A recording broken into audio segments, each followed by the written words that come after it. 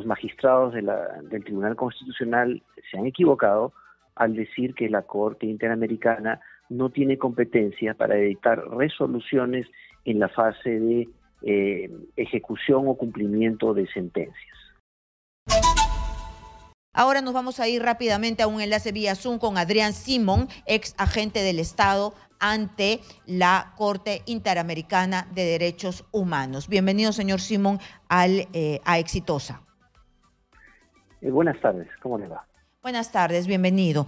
Hay una confusión aquí, en realidad hay interpretaciones de cada lado y queremos saber, usted que ha representado al Estado peruano, queremos saber de qué se trata esto, si nos puede explicar. Lo que ha dicho el TC en su resolución es que en realidad no se tiene por qué que las sentencias de la Corte Interamericana de Derechos Humanos son obligatorias, pero no las resoluciones de supervisión de cumplimiento. Por eso ordena que se dé la excarcelación de Alberto Fujimori.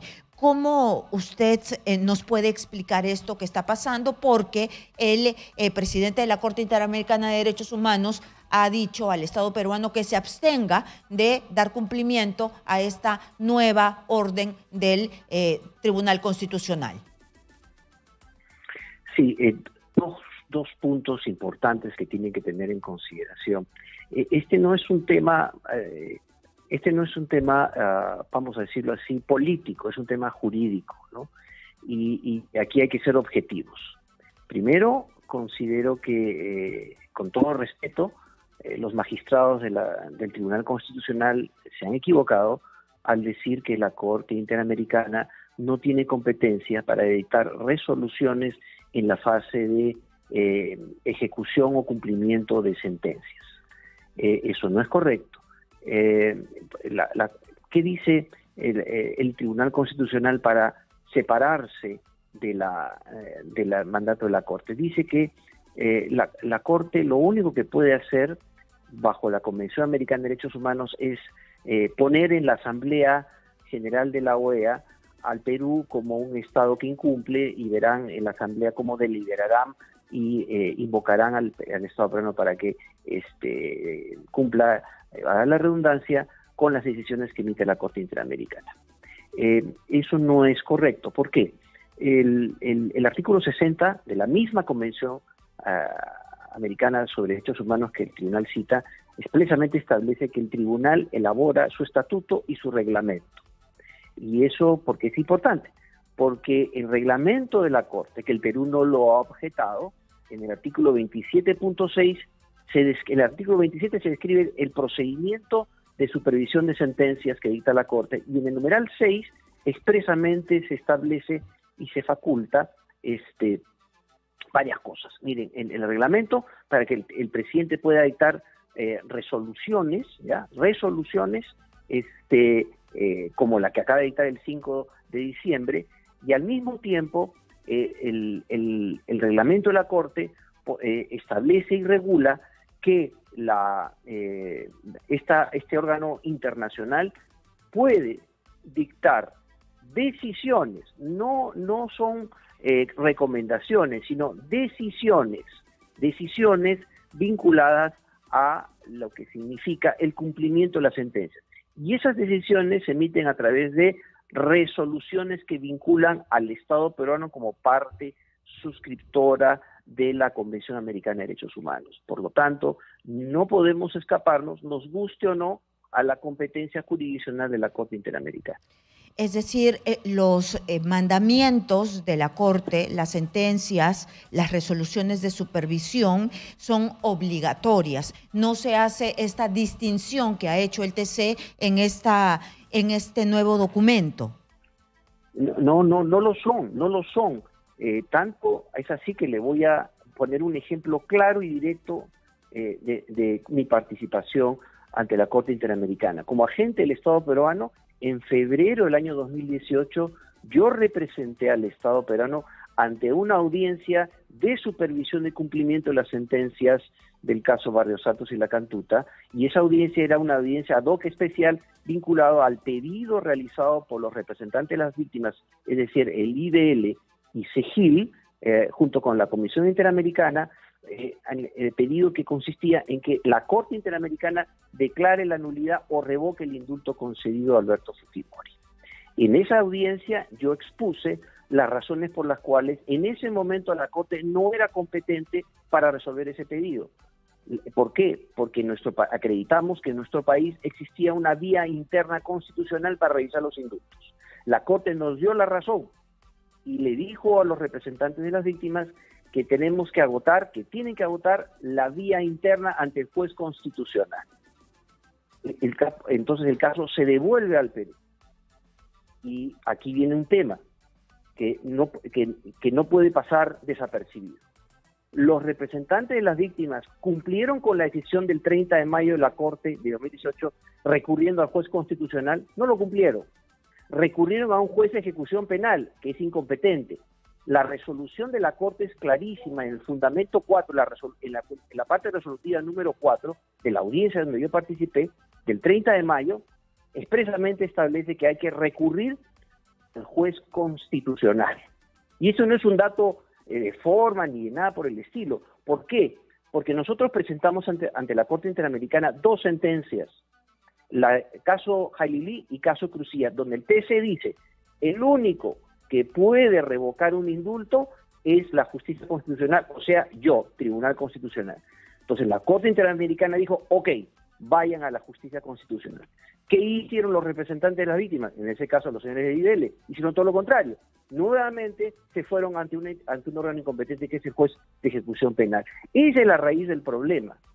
Esa es la raíz del problema. Por eso estamos ahora en este tira de afloja entre la Corte Interamericana y el Tribunal Constitucional que ha declarado inaplicable esa sentencia.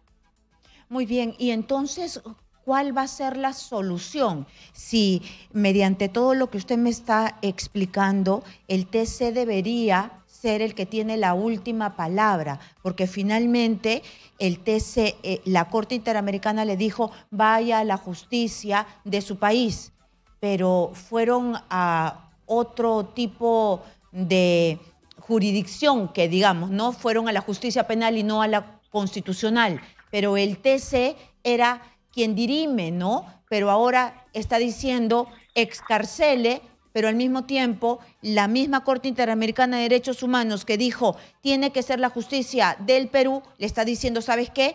El indulto no va. ¿Cómo salimos de este embrollo? Claro, varias partes. La Corte no ha dicho el indulto no va.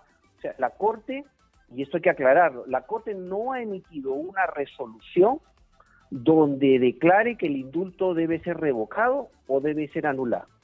La Corte lo que ha dicho es suspenda usted la ejecución de la sentencia del Tribunal Constitucional a efecto de la Corte pueda tomar conocimiento de la posición de las partes y luego de eso tomar una decisión. Ese es el tema. La Corte no ha tomado ninguna decisión sobre la validez del indulto. Y aquí viene el otro problema.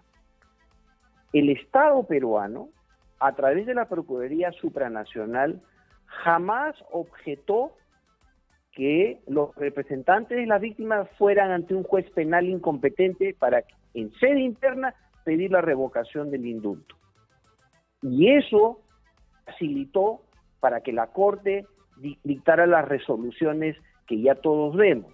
O sea, la Corte Interamericana, ¿por qué lo ha hecho? Porque el Estado peruano no se ha defendido. El Estado peruano tenía el deber de reportar a la Corte si se había cumplido o no su mandato del 30 de mayo de 2018. Y no lo hicieron. Todo lo contrario.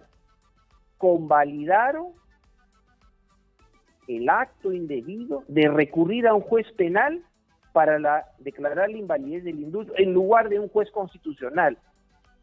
Ante la Corte Interamericana, el día de la audiencia, el 2 de febrero de 2018, debatimos eso. Y las preguntas de los magistrados de la Corte Interamericana fue sobre eso. Señores, ¿existe entonces en el Perú una vía constitucional para resolver este tema? Y se dijo que sí. Y la Corte en su resolución dijo, correcto, fundamento 4. la revisión debe estar a cargo de la jurisdicción constitucional. Eso dijo la Corte. Y en nuestro país hicimos todo mal. Por haber hecho esas cosas de manera indebida, es que hoy día estamos en ese tira de afloja entre el Tribunal Constitucional y la Corte Interamericana. Es lamentable. Bueno, el Estado peruano no se defendió. Se tiene que defender porque son los fueros de nuestro país, no porque sea Fujimori, sino porque se tenía que preservar la figura del indulto presidencial, ¿no? No porque solamente le afecta a Alberto Fujimori, sino que esto podría afectar a todos los demás indultados, ¿o no? Ni siquiera eso. El Estado lo único que tenía que haberle dicho a la Corte, señores Corte Interamericana, les informo que los representantes de la víctima no han cumplido su mandato y han acudido a un juez incompetente, que es un juez penal, cuando usted ordenó que se recurra a un juez constitucional. Eso es lo que no hizo el Estado. Todo lo contrario. ¿Qué hizo el Estado antes de la resolución de abril del año pasado, del 2022? El Estado dijo dos cosas. Uno, señores, lo que ustedes resuelvan yo lo voy a aceptar. Nada más, ni siquiera hubo una objeción. Y segundo, el presidente Castillo mandó una carta solidarizándose con los representantes de las víctimas, un tema político. No hubo ninguna posición jurídica respecto de la Procuraduría Supranacional respecto a los intereses del Estado. ¿Y cuál es el interés del Estado? Respetar las decisiones de la Corte. Ese es el primer interés. Y eso no se ha cumplido. Por eso, reitero, estamos en la situación actual. Si se hubieran hecho las cosas bien, no estaríamos así. Muy bien, entonces yo quiero saber cuál es la solución. En este momento tenemos alguna solución, por favor. Necesito que me espere un segundo. Estamos con Adrián Simón, ex agente del Estado ante la Corte Interamericana de Derechos Humanos, que estuvo justo en el momento que se dio el indulto y fue a la Corte para exponer la posición peruana. Dice que hemos hecho todo mal y por eso estamos en este embrollo y lo que necesitamos es salir de este embrollo. ¿Cómo se sale? ¿Cómo se soluciona? Para no estar peleados con la Corte y para que también tengamos una vía dentro del país que se pueda respetar. Regresamos con el ex representante del Perú ante la Corte Interamericana de Derechos Humanos después de una breve pausa comercial. No se mueva.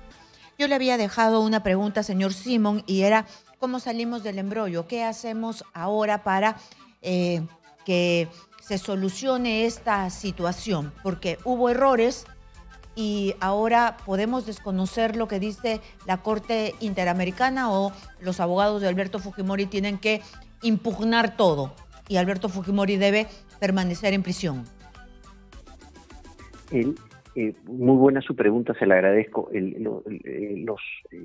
Ante la Corte Interamericana, los únicos que pueden impugnar o hacer objeciones o presentar defensas o simplemente no decir nada como lo ha venido haciendo el Estado peruano es propiamente dicha la Procuraduría General Supranacional, la Procuraduría Supranacional que representa al Estado ante la Corte Interamericana, la Comisión Interamericana de Derechos Humanos y los representantes de las víctimas. Son los únicos que están legitimados para actuar ante la Corte. Por lo tanto, digamos, no tienen cabida una impugnación u objeción por parte de los representantes o abogados del señor Fujimori. Es el Estado peruano el que tiene que asumir una posición ante la Corte Interamericana. Y aquí entra el trabajo en equipo de Cancillería y del Ministerio de Justicia, ¿no? Ellos son los que tienen que decidir cuáles serían las opciones, porque usted me preguntó las opciones. Pueden haber dos tipos de opciones. Primero, la Corte debe verificar si efectivamente se cumplió o no su mandato de ir al juez constitucional. La Corte analiza esto, dice,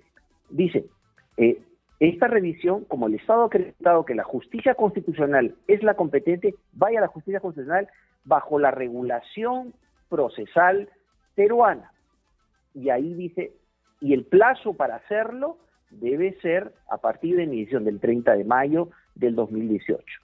Muy bien. Entonces, nos deriva nuestra legislación procesal constitucional interna. Y ahí tuvieron, vamos a ponerle hasta 60 días, ¿ya?, los representantes de la víctima para plantear un amparo, pidiendo la nulidad del indulto, y no lo hicieron.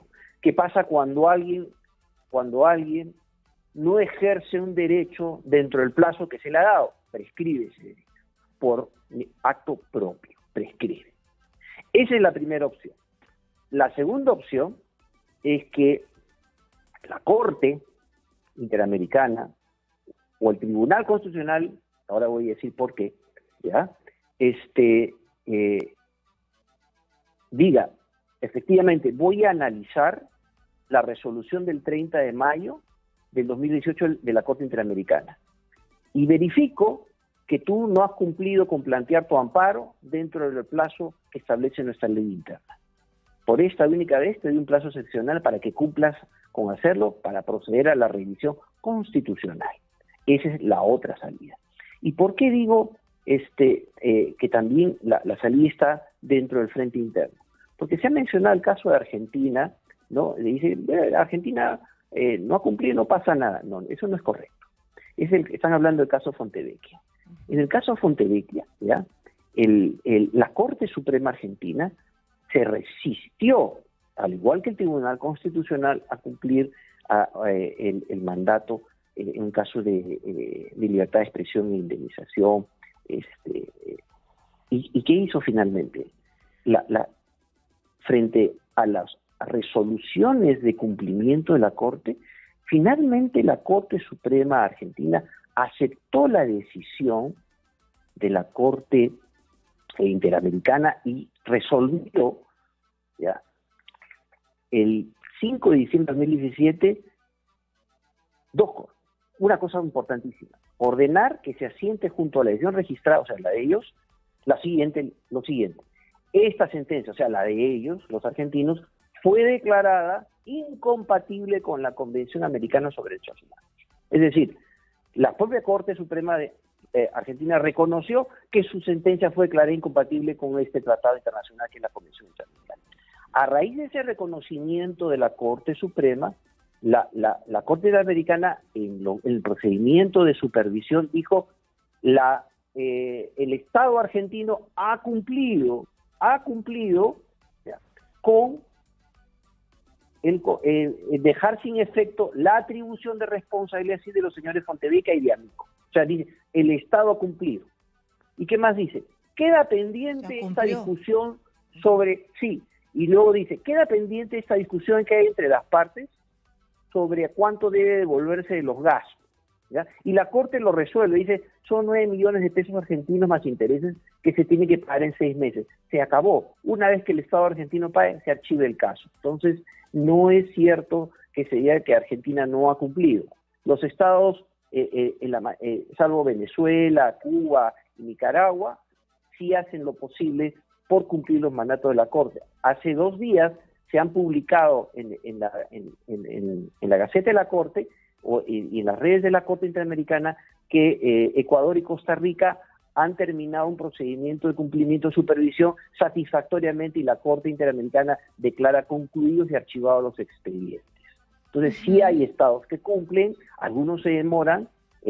Chile tuvo que cambiar su constitución a raíz del caso de la última tentación de Cristo, y ahora México va a tener que cambiar su constitución también porque ha sido condenada, porque tiene un texto que es incompatible con la Convención Americana vinculada a la prisión automática, la prisión preventiva automática, y eso se declara inconstitucional e inconvencional, y el gobierno de López Obrador tiene que dar cumplimiento. Yo sé que él no es muy proclive a cumplir tratados, pero va a tener que dar cumplimiento a México tarde o temprano con cambiar su constitución.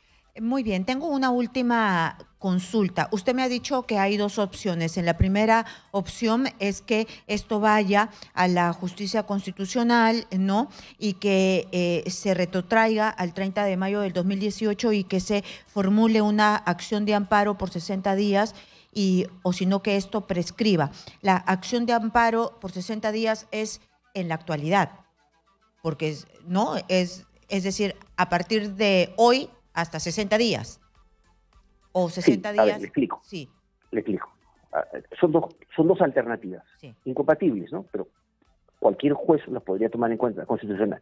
Internamente, ¿qué podría decir nuestros jueces constitucionales?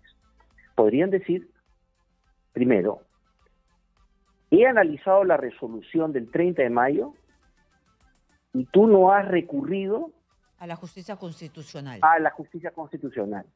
Y tenías en ese momento 60 días para hacerlo. 60, no lo hiciste. Por lo tanto, prescribió tu derecho en sede interna. O que la justicia constitucional diga, a pesar de que no lo hiciste en su debido momento, te voy a dar un plazo excepcional para que actives el amparo. Para que actives el amparo. A partir Muy de bien, ahora. muy bien. Para que actives el amparo. Y discutas ante el juez constitucional lo que corresponda bajo los estándares que ha establecido la propia Corte, porque la Corte estableció estándares para ser analizados por el juez constitucional no penal, y finalmente resolver en sede interna. Si los representantes de las víctimas en ese supuesto no estuvieran de acuerdo con lo resuelto por la justicia constitucional, recién pueden recurrir ante la Corte Interamericana. Pero como todo se hizo mal, estamos ahora como estamos. Muy bien, muchas gracias por estar aquí y explicarnos largamente qué es, dónde se hizo el escollo y por qué estamos ahora enfrentados a dos posiciones que parecen irreconciliables. Muchas gracias por estar con nosotros, al ex agente en la Corte Interamericana de Derechos Humanos, el señor Adrián Simón.